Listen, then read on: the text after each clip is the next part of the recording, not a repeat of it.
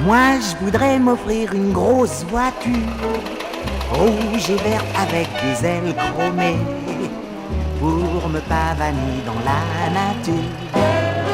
Moi je préfère les marchés pieds. Bonjour Monsieur Fisseux, alors vous êtes Bonjour. le résident de l'association des vieilles coquilles. Tout à fait. Cette année donc c'est le premier bouchon de Joigny. C'est pour la première fois nous organisons le bouchon de Joigny. Voilà, c'est une reconstitution des années 60 avant que l'autoroute soit faite.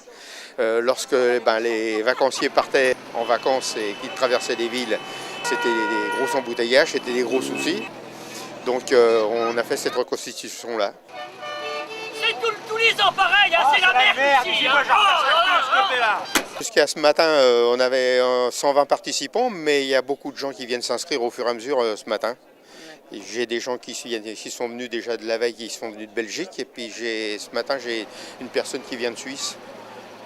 Donc un peu de partout quoi. Voilà. La Nièvre, enfin tous les départements limitrophes, là, un peu la région parisienne, tout ça, donc ça génère pas mal de monde. Et donc ce sont les voitures avant 65. Les voitures avant 65, avant la création de l'autoroute. Comme tous les ans, c'est pareil, c'est le même cirque à chaque fois. Tous les ans, c'est pareil.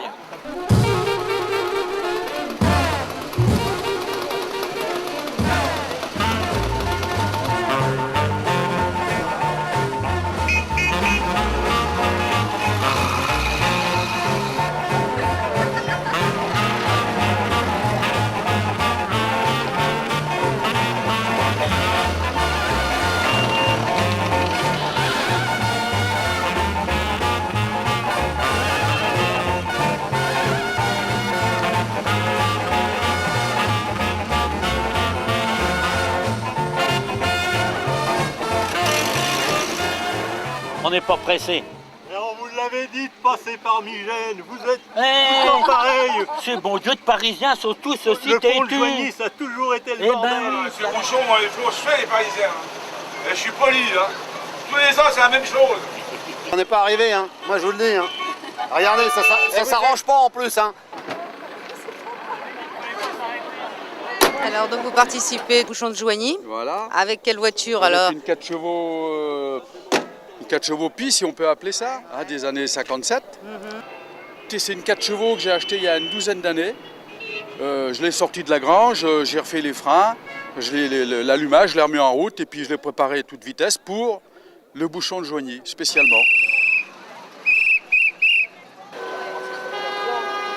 Je suis là pour faire la circulation, puis faire le clown en même temps. Et faire le clown en Voilà. même temps, d'accord. Donc la police de Joigny, ils étaient heureux de me voir. Ils ont tous monté dans la voiture pour prendre des photos et ça les a rajeunis de, je sais plus. Ils vous donneront pas de PV. Non, ils n'ont pas la petite boîte. D'accord. Voilà.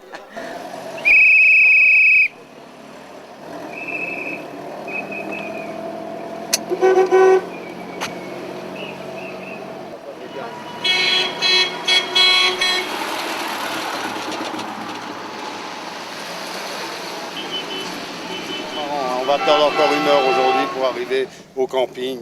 Vous vous rendez pas compte. C'est le bazar à Joigny, c'est toujours pareil.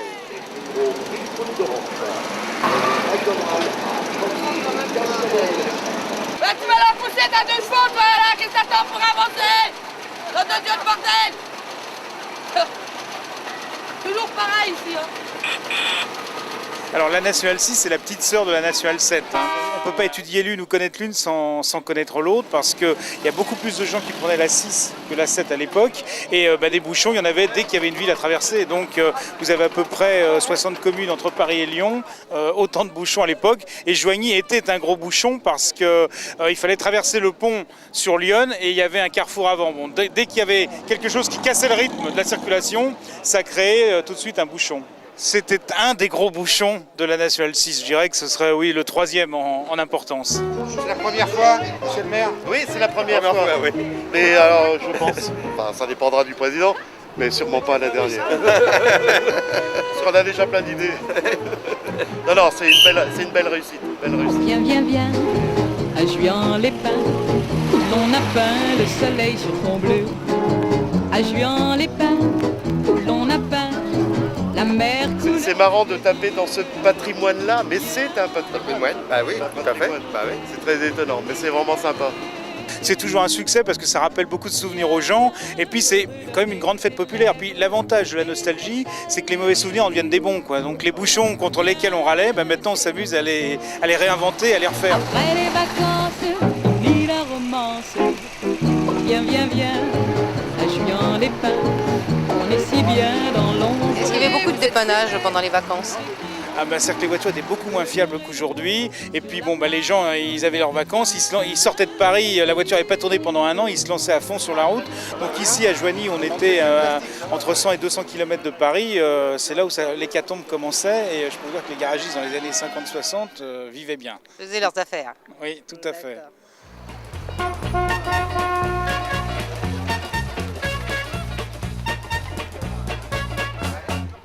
C'est fantastique ces autos. Ça, c'est une golette Renault de 1958 qui a été équipée en ambulance. Je l'ai faite repeindre aux couleurs d'un garage assez emblématique sur la Nationale 6, qui était le garage du Bel Air à La Roche-Pau. La côte de La Roche-Pau, c'était un point difficile. C'est là où on passe du Morvan à la vallée de la Saône. Et donc l'hiver, c'est un endroit où souvent les voitures étaient bloquées ou en panne.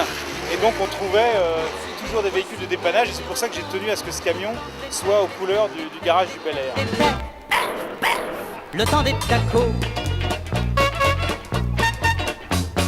Il s'en va en vacances, le chien. Il est des années 60. Souvenir, souvenir, je vous retrouve en mon cœur et vous faites refleurir tous mes rêves de bonheur. Je me souviens des soirs de danse. J'ai écrit un livre qui s'appelle « C'était la Nationale 7 et la Nationale 6 » sur l'histoire de la route de Paris à la Côte d'Azur à la grande époque. Souvenir, souvenir de nos beaux jours de... Je travaille pour l'édition, je fais des bandes dessinées pour la presse automobile en général, beaucoup de voitures anciennes. Il paraît que ce serait vous qui aurez fait l'affiche. Oui, c'est moi qui ai dessiné l'affiche de la manifestation, là, justement, en mettant beaucoup de voitures bien embouteillées. Il nous reste nos chansons.